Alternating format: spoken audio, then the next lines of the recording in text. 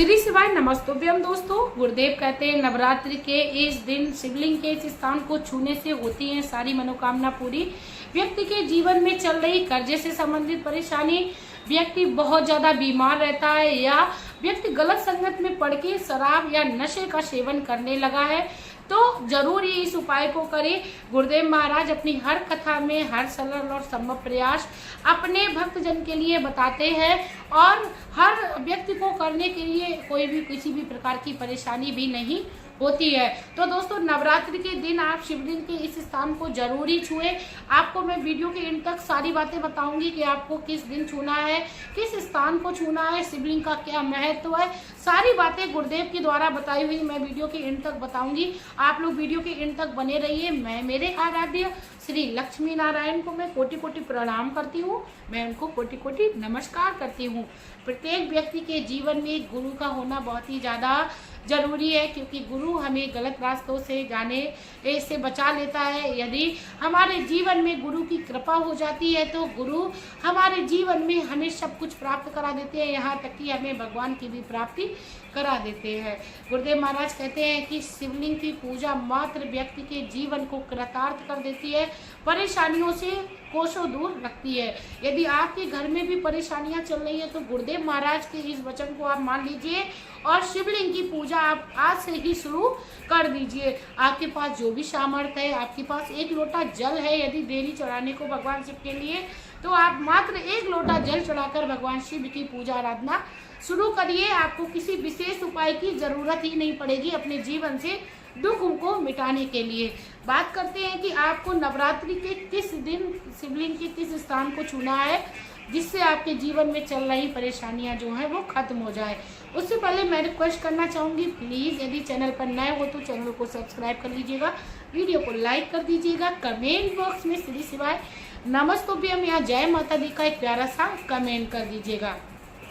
दोस्तों, व्यक्ति के जीवन में खुशियां हर कोई चाहता है, लेकिन व्यक्ति को हर संभव प्रयास भी करना चाहिए अपने जीवन में खुशियों को लाने के लिए। बात सबसे पहले मैं ये करना चाहूंगी कि आप शिवलिंग के महत्व को समझ लीजिए, क्योंकि जो भी व्यक्ति शिवलिंग के महत्व को समझ जाता है उसको कहीं भटकना ही नहीं पड़ता है। दोस्तों, जैसा कि हम सब जानते हैं, शिवलिंग में भगवान शिव का समस्त परिवार जन विराजमान होता है, ये तो सभी जानते हैं। लेकिन किसी को ये नहीं पता होता है कि शिवलिंग से जो जल बह के जाता है जलाधारी से, उससे जो नीचे की ओर जल बहकर नाली में जाता है उसमें दोस्तों 33 करोड़ देवी देवताओं का वास होता है। यानी एक शिवलिंग की पूजा मात्र हमें 33 करोड़ देवी देवताओं की पूजा की फल की प्राप्ति करा देती है। गुरुदेव महाराज ने जैसे ही इस बात को बताया तो मुझे बहुत अच्छा लगा और गुरुदेव महाराज की इस वाक्य को सुनकर मेरे अंदर बहुत ही हर्षोल्लास हुआ। और अपने जीवन में दोस्तों सच्ची बता रही हूँ मैं, यदि खुश होना है तो आप इस उपाय के अंत तक बने रहिए, कभी भी आप निराश या दुखी होंगे ही नहीं। आपको दोस्तों मैं बता दूं, शिवलिंग का हर एक हिस्सा बहुत ही पावन होता है, पवित्र होता है। यहाँ तक कि शिवलिंग की बात छोड़ो, यदि आप शिवालय में प्रवेश मात्र कर जाते हो तो आपके ऊपर शिव की कृपा हो जाती है। सिर्फ और सिर्फ आपके मन में भाव होना चाहिए भगवान शिव के लिए, भगवान शिव के लिए आस्था होनी चाहिए, क्योंकि जहाँ पर प्रेम और स्नेह होता है वहाँ पर सब कुछ जीता जा सकता है, यानी व्यक्ति को अपने ढंग से उतारा जा सकता है। ठीक उसी प्रकार यदि हम भगवान शिव से प्रेम और स्नेह करते हैं तो भगवान शिव हम पर अवश्य कृपा करते हैं। दोस्तों, आप लोगों को मैं बता दूं, जब भी हम भगवान शिव की पूजा करने जाएं तो सबसे पहले तो 3 तालियां अवश्य बजाएं, क्योंकि भगवान शिव को प्रसन्न करने के लिए 3 तालियां ही काफ़ी हैं। हम सब जानते हैं 3 तालियां रावण ने बजाई थी। रावण लंकापति था, भगवान शिव का बहुत बड़ा भक्त था। भगवान शिव की जो लंका थी वह रावण ने जीत ली थी, सिर्फ और सिर्फ भगवान शिव को प्रसन्न करने से। तो पहली ताली का मतलब होता है भगवान शिव आपकी सारी, जहाँ पर आप पूजा कर रहे हैं वहाँ पर आपकी मनोकामना को सुने। इसके साथ ही दूसरी ताली का मतलब होता है भगवान शिव से यदि आप भाव में आकर किसी मनोकामना को कहना भूल गए हो तो आपकी वह मनोकामना पूर्ण हो। तीसरी ताली का मतलब होता है भगवान शिव आपके घर के अन्न धन भंडार को भरे रहे, साथ में कृपा दृष्टि को करे रहे। तो दोस्तों 3 तालियां आपको अवश्य बजानी है नवरात्र में, जब भी आप शिवलिंग के स्पर्श के मात्र करें। आपको 3 तालियां बजानी है। 1 लोटा जल आपको अपने घर से ही ले जाना है, 1 लोटा जल आप चढ़ा दीजिए। उसके बाद दोस्तों आपको कौन सा भाग स्पर्श करना है, बहुत ही ध्यान से सुनिए। आपको उस भाग को स्पर्श करने से पहले भगवान शिव के समस्त परिवार का आपको ध्यान करना है। 5 या 10 मिनट बैठ के आपको श्री शिवाय नमस्तुभ्यम या ओम नमः शिवाय का जाप करना है। भगवान शिव की शिवलिंग को निहारते रहना है। जब आप भगवान शिव की शिवलिंग को निहारते रहेंगे दोस्तों, आप विश्वास करिए आपके अंदर ऑटोमेटिक ही प्रेम और स्नेह जाग जाएगा। हम सब जानते हैं माता गौरा ही माँ आदि शक्ति का स्वरूप है। तो नवरात्र के दिनों में आप इस प्रकार भी माता को प्रसन्न कर सकते हो। माता के किसी एक मंत्र ओम दुम दुर्गाय नमः या ओम एम ह्रीं क्लीं चामुंडाय विच्चे, आप इस मंत्र का भी जाप शिवलिंग के पास बैठकर कर सकते हो 5 या 10 मिनट। आपको अब फिर क्या करना है, आप पूजा आप जो भी सामग्री ले गए हो संपन्न कर लीजिए। जिस भी तरीके से आप पूजा करते हो उस तरीके से भगवान शिव को आप पूजा कर लीजिए। आरती ले गए हो आप आरती कर लीजिए, जोत जला लीजिए। उसके बाद दोस्तों आपने क्या करना है, जिस स्थान को सुनना आपको स्पर्श करना है, बहुत ही ध्यान से सुनिए और कैसे स्पर्श करना है और क्या बोलना है।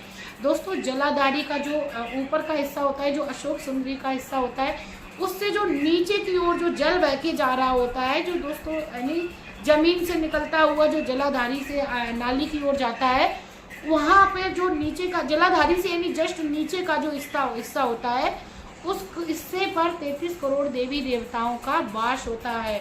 तो हमें उसी हिस्से को छूकर भगवान शिव से प्रार्थना करनी है, माता गौरा का ध्यान करना है, माँ आदि शक्ति का ध्यान करना है। हे माँ आदि शक्ति, आपने दुष्टों का संहार किया, इस संसार को बुरी शक्तियों से बचाया। तो हे माँ जगदम्बिके, हे माँ आदि शक्ति, हे शिव शंभु, आपकी कृपा से हमारे जीवन में शराब रूपी समस्या दूर हो। हे शिव शंभु, यदि हमारे जीवन में शराब रूपी समस्या दूर होगी तो मैं आपकी सदा आभारी रहूंगी, मैं सदा ही आपकी पूजा आराधना में लीन रहूंगी। क्योंकि दोस्तों हमें हमारे जीवन में यदि कहीं कोई मार्ग ना दिखे तो सिर्फ और सिर्फ भगवान की ही एक ऐसी शरण है जो हमें अपनाते हैं। जब दुनिया ने हमको ठुकरा दिया हो तो आप मेरे कहने मात्र से आप भगवान की शरण में जाइए, आपको वह लाभ मिलेगा, वह प्रेम आपको प्राप्त होगा जो आपके अपने पारिवारिक जन नहीं दे पाए होंगे। दोस्तों इस तरीके से आप प्रार्थना करिए और जब भी आप जाएं तो भगवान शिव के इस स्थान को यानी जलाधारी के स्थान को आप अवश्य स्पर्श करिए और प्रार्थना करिए। आपके जीवन में जो भी समस्या है, चाहे कर्जे की संबंधी परेशानी है, बीमारी संबंधी परेशानी है, आप कोई भी परेशानी को बोलिए, उस स्थान को आप छुए रखिए जब तक आप मनोकामना बोल रहे हैं। इतना छोटा सा आप कार्य यदि आप कर लेते हो नवरात्रि के दिनों में, साथ में यदि आप और किसी दिन अगले कोई दिन या आपके जीवन में सोमवार का दिन या अमावस पूर्णिमा या किसी भी प्रदोष का दिन पड़ रहा है तो आप इस तरीके के उपाय को करिए, आपको अवश्य लाभ मिलेगा। मिलते हैं नई वीडियो में नई जानकारी के साथ, लेकिन उससे पहले मैं रिक्वेस्ट करना चाहूँगी प्लीज़ दोस्तों, यदि भगवान शिव से आप प्रेम करते हैं, आपको लगता है भगवान शिव हर किसी की मनोकामना पूर्ण करते हैं, तो प्लीज़ आप लोग इस वीडियो को शेयर कर दीजिएगा। क्योंकि शराब जैसी समस्या और कर्जे जैसी समस्या, बीमारी जैसी समस्या, हर कोई परेशान है। आप लोग उन अपने रिश्तेदार, अपने पारिवारिक जन, अपने आस पड़ोस के लोगों को इस वीडियो को शेयर करिए। आपका एक शेयर मात्र व्यक्ति के जीवन को लाभ प्रदान करा देगा और भगवान शिव की कृपा प्राप्त होगी। जय जय शिव शंभु, हर हर बोले नमः शिवाय, शिव शिव बोले नमः शिवाय।